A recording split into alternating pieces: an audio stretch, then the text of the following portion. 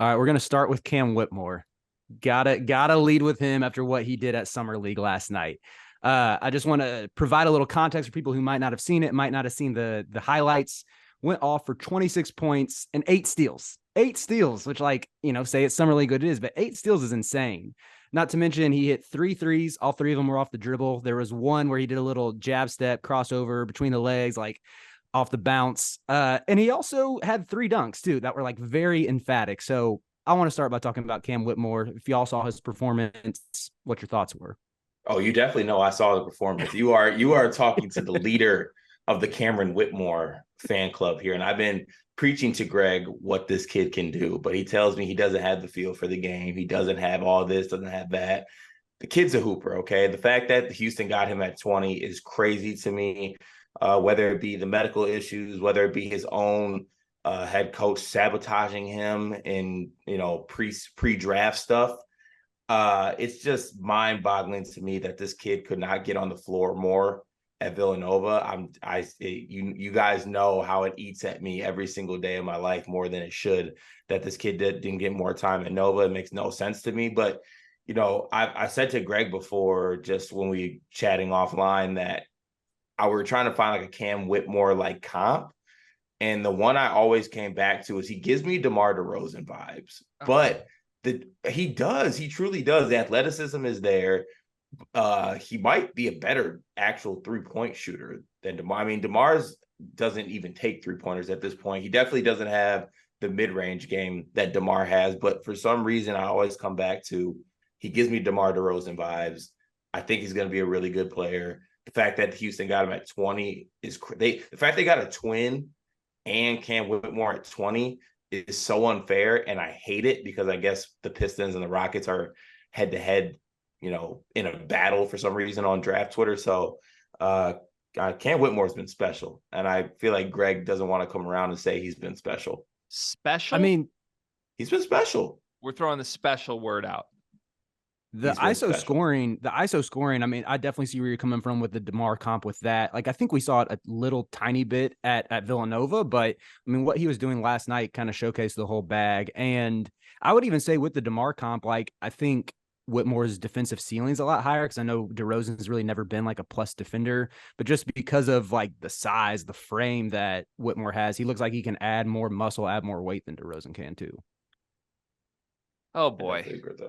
Oh boy. Okay. I don't like playing the It's Summer League game. Card knows this for sure, right? Like I am Mr. Overreact to everything in a good way. I just want to read some other guys that were also stellar for the Houston Rockets last night against the Golden State Warriors. Okay. Trevor Hudgens, renowned Northeast Missouri State. Trevor Hudgens. Hey, three-time Division II champion, couple-time Division II Player of the Year, Trevor Hudgens. Trevor Hudgens, 23 points, 11 assists, 6 for 14 from 3 last night. Darius Days, 16 points, 7 rebounds, 5 for 10 from 3 last night. Villanova teammate Jermaine Samuels, 18 points, 6 rebounds, 6 assists last night. And Illinois' own Matthew fucking Meyer, 15 points, 3 for 7 from 3, 7 rebounds. Everybody that played for the Rockets last night ate everyone alive. And look, I get it. Whitmore has been stuffing the stat sheet. There was not really a doubt that would happen. When he fell as far as he did in the draft cart, even though I'm the biggest Whitmore hater alive, I was texting you being like, damn, I kind of do wish the Pistons would trade back in and scoop him up, because why not? He's a fun little wild card. Nothing Cam Whitmore has shown this summer at all has made me think he's going to be better in the league than I thought he was. He's a total black hole. I think he's second in the summer league in field goal attempts per game right now. He's just a total shot jacker. There are games when he played with Jabari Smith and Tari Eason, who, by the way, were clearly way better players than Cam Whitmore was when he was on the floor with them.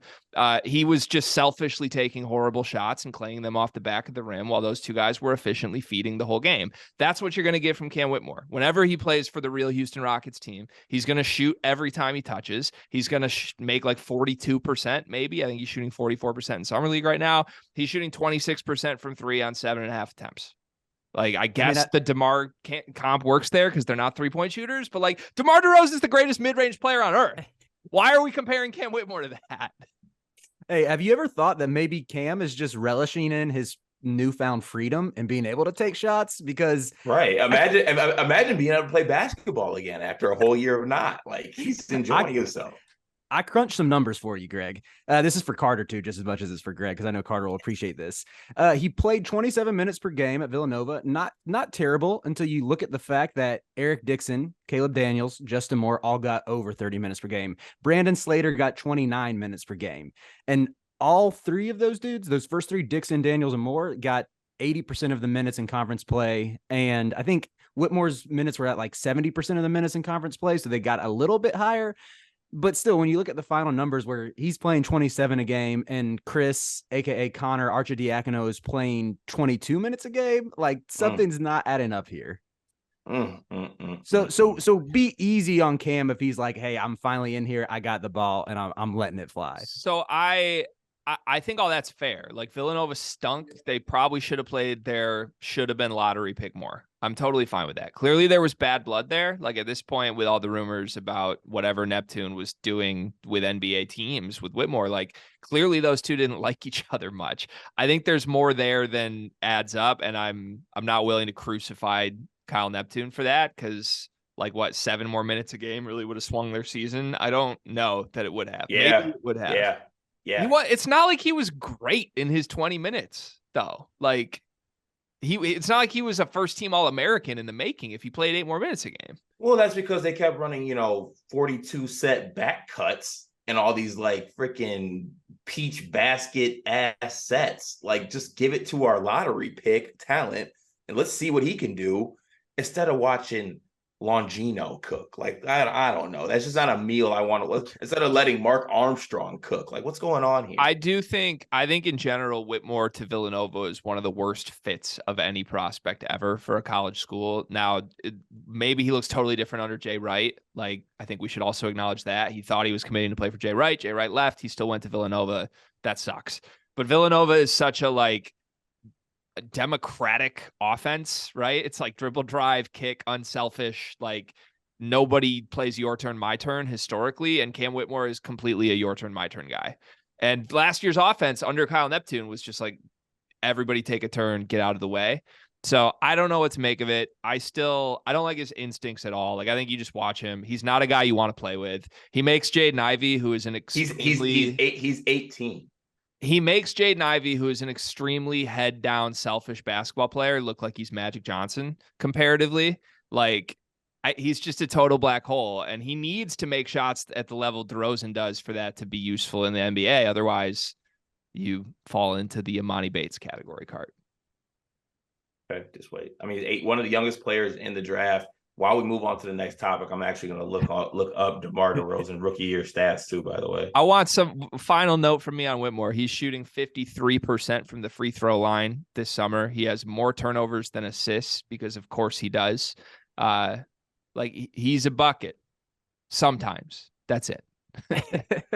All right, before we get on to the next topic, I got to add one last note on the Rockets Summer League. That Matthew Meyer, because I want to get in the good graces of Illinois fans, because I feel like y'all have kind of tapped into that. For one, I mixed up Sincere Harris and Jaden Epps. It was Jaden Epps who had some moments in the non-con. But Matthew Meyer put up 15 points despite being assigned number 60, which I think that can't be overlooked. That he was literally draining threes while wearing 60, man. Like, talk about a confidence crush if like your coach throws you a number 60 jersey on a basketball court looking like Michael Orr in The Blind Side or something. Like, that is critical. I like that point. All right. Luckily, I don't care.